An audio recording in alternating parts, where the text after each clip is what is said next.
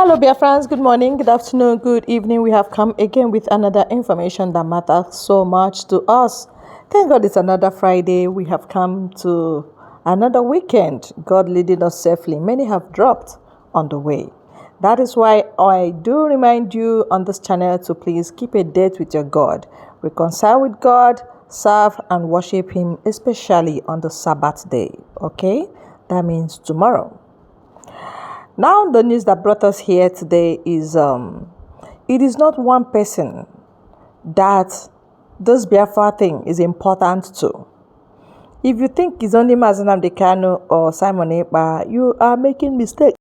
We are all eager, desperately eager to have freedom because we can see that our two hands and legs are tied by useless Nigeria government. With Britain, they are all together in this conspiracy. Terrible indeed. So, you're about to get the full details of what has happened in Ebonyi State.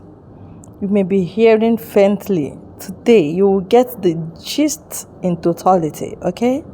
I want to release the video. I'll be right back. Community in Ebonyi State, the Nkalaha community, in Ebonyi State had been ravaged, had been brutally touched and destroyed, almost completely destroyed by Fulani herdsmen, Plateau herdsmen. Yes, the people woke up on a Sunday, like any other Sunday, early morning, preparing for church service, hoping that they would catch up the first service or thereabout. Little did they know that over the night, when most of them were sleeping, these herdsmen were surreptitiously, creeping into the community, surrounding every nook and cranny of the community, planning the assault as soon as the earliest sign of daylight. And so these innocent people, these naive people, these people woke up preparing for church service. And what did they get?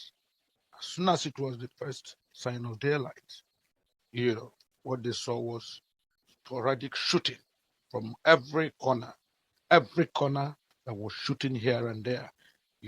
All kinds of ammunitions were being fired, at people, at houses, randomly, shooting, maiming, killing, injuring, deleting a whole lot of them. And eventually, equally, these same herdsmen were touching houses, burning down people's homes, burning down people's farms, burning down people's shops and establishments. Before you knew it, the whole community in Nkalaha in Ebonyi State had been engulfed in flame, in a vibrant flame. People died, several scores of people died, a lot of people were wounded, some were trying to stampede here and there for safety, but they ended up, being macheted down with machetes. Some were shot, some were had clubs hit them, some of the headsmen were using guns, others were using spears, others were using arrows, others were using clubs, hitting people with clubs, as if we had gone back to the dark days of history. I mean, the early days of human development, when people were using clubs to hunt and to fight wars. That's what happened in Nkala community last Sunday. And as if it's not enough, that this calamity was not enough. This very reckless, irresponsible attack was not enough. We heard the governor, Governor Wifru, telling Ebonyi people not to revenge. The herdsmen, don't revenge the killing of your people. That's what Governor Wifru of Ebonyi State was telling the Kalaha people and communities around them not to respond. Ladies and gentlemen, for the purpose of this audio this morning, my topic is Ebonyi State massacre. Why we need Biafra. Ebonyi State massacre. Why we need Biafra. Ladies and gentlemen, you all agree with me that this kind of primitive, this kind of horrendous, this sordid, this unmitigated attack on a peace-loving community cannot be tolerated. I mean, you will all agree with me.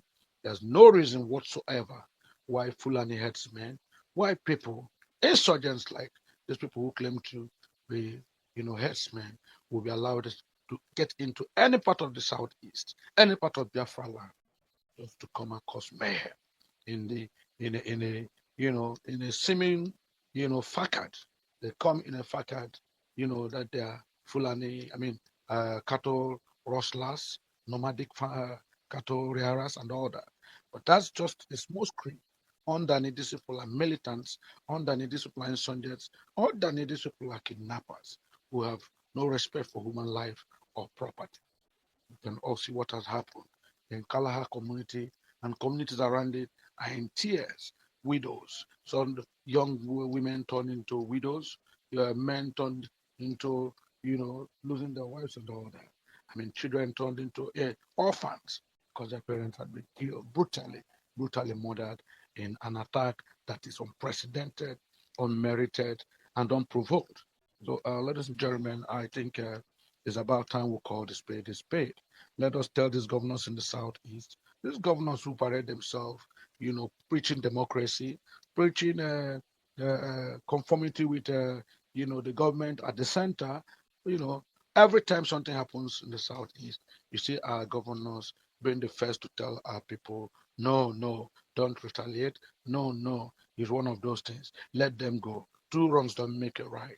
But I think such kind of preachings now, such kind of positions can no longer be tolerable, can no longer be acceptable to our people. And so that is why we must totally disagree with what Governor Winfrey has said. You don't come and tell your people to turn the other eyes when their houses have been burnt. You don't tell people to look the other way when their relatives and relations have been killed, burnt unnecessarily. I think it's expecting too much. It's expecting too much from such a naive, simple, hardworking community. So, ladies and gentlemen, I think it has become very obvious, very clear that Nigeria has nothing to offer us. We Southeasterners, we Biafrans, we cannot be guaranteed our life and safety in this conglomeration called Nigeria anymore. I mean, at every point, at every given time, we have heard how lives and properties be mercilessly and unmeritoriously.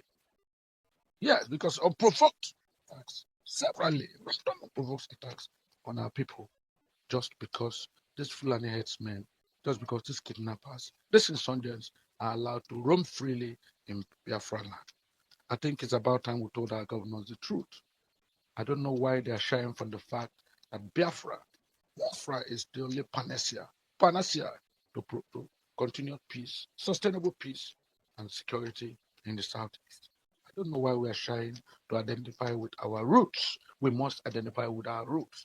Why are people shy to embrace, what should be our rights and privilege as a people of the southeast? Why are they afraid to sing the anthem of Biafra?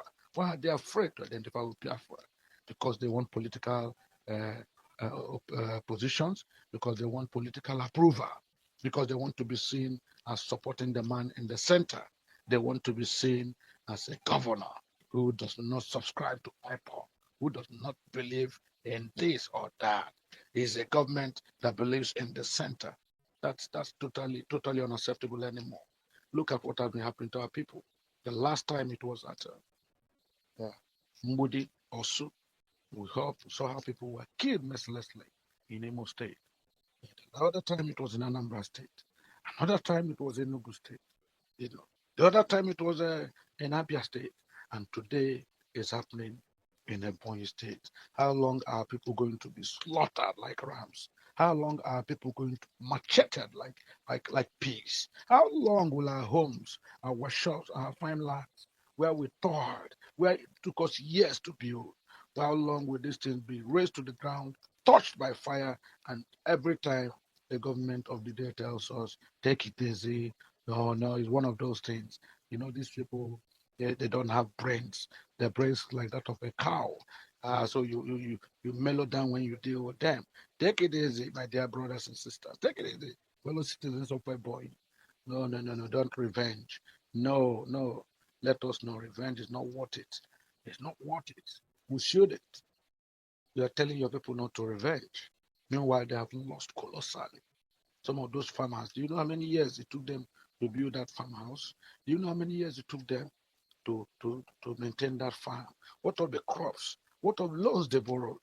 They borrowed monies from microfinance banks, from SMEs, to buy fertilizer, to grow their plants. What of the homes they built? Most of them are still on mortgage, borrowed money from mortgage homes, and you build a structure in the East to accommodate you and your family, possibly extended family. Just one night, one early morning, you wake up, to a horrendous attack from Fulani headsmen. People who have no reason to be in the southeast in the first instance. People who have no reason to be there. Why are people caught sleeping? Why are governors refusing to do the needful? All because they want to, be in the good books of the man who said, I'm the Jagaban. The man who said, it is my turn. Well, listen, gentlemen, I think it's about time we call this way this way. Most of our governors have failed us. Most of these people who are leading us, who are championing our states, who are administering our states, have nothing to offer us. Their eye is in the bigger picture: how to remain in office, how to get a political, accreditation, how to be assured that they are winning, they are coming back. It's 2027.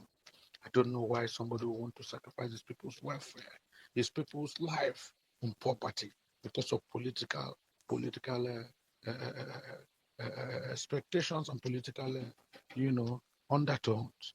And it's not right. People of Nkalaha in Ebonyi State, yes, my heart go to you, and I think you guys deserve, better treatment than you're getting. I can't imagine what you're going through. I saw the pictures. I saw the inferno that was ever increasing. Like, fuel was thrown into it.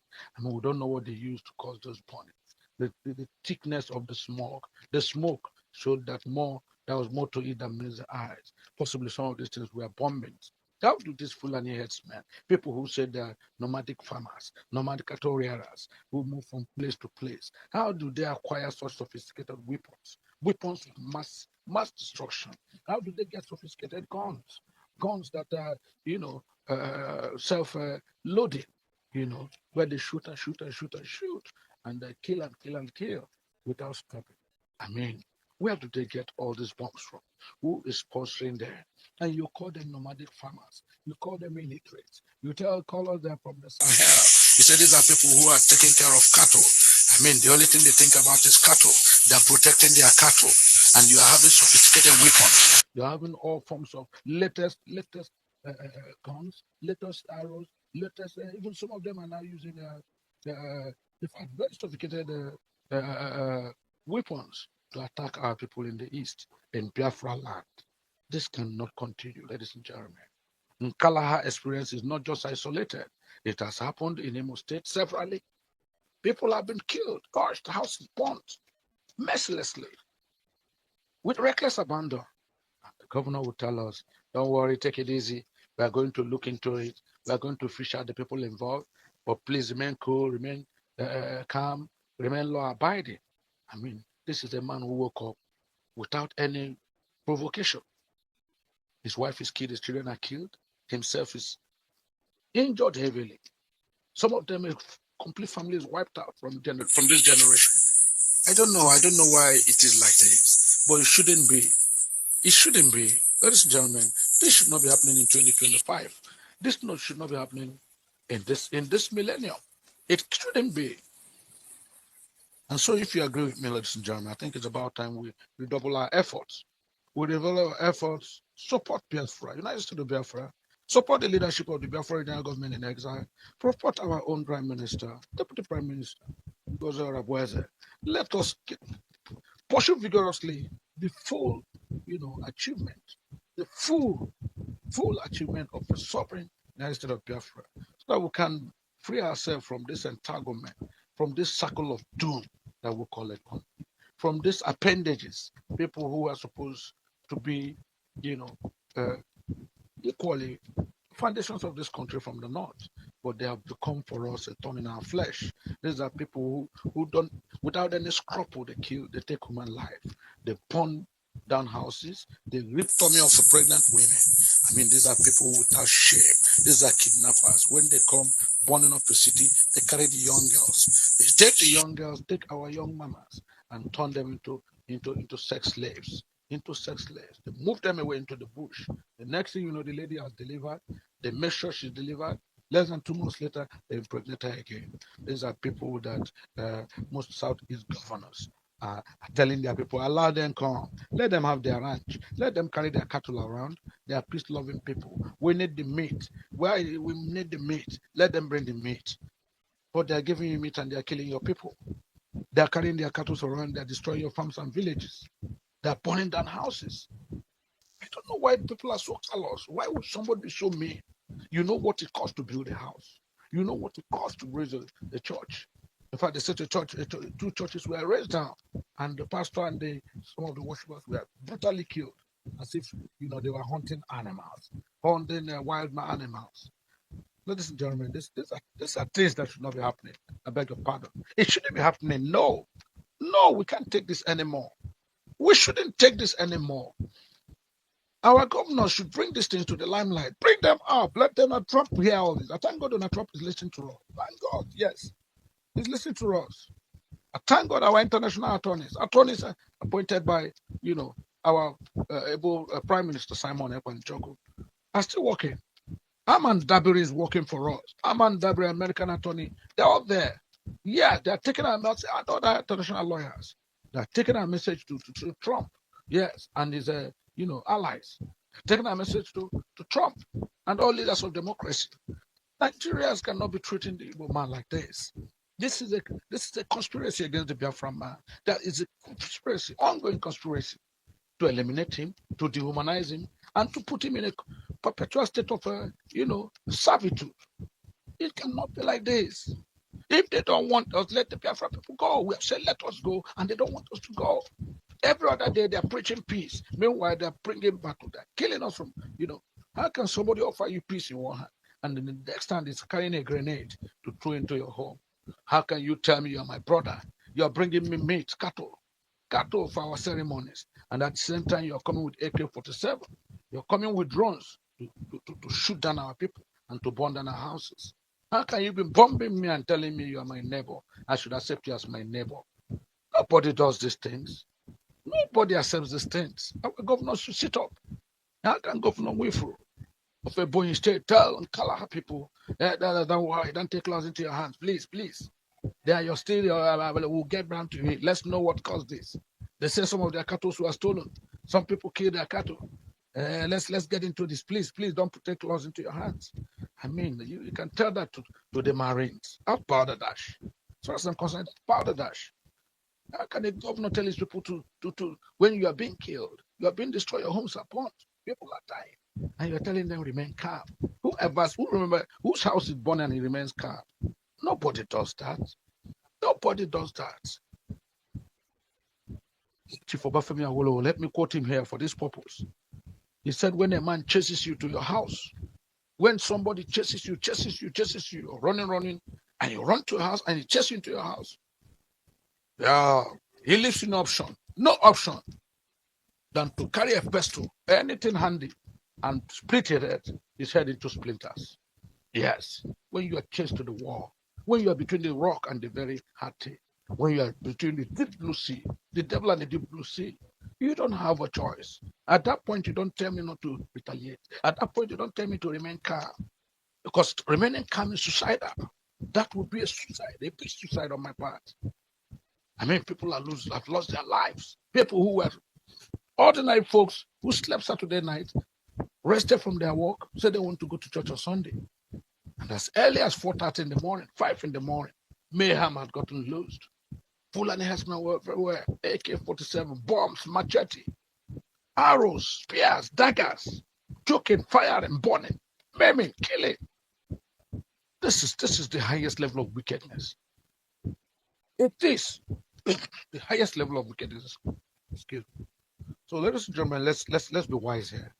Let's be wise. You know what we do in Biafra Superstar Media?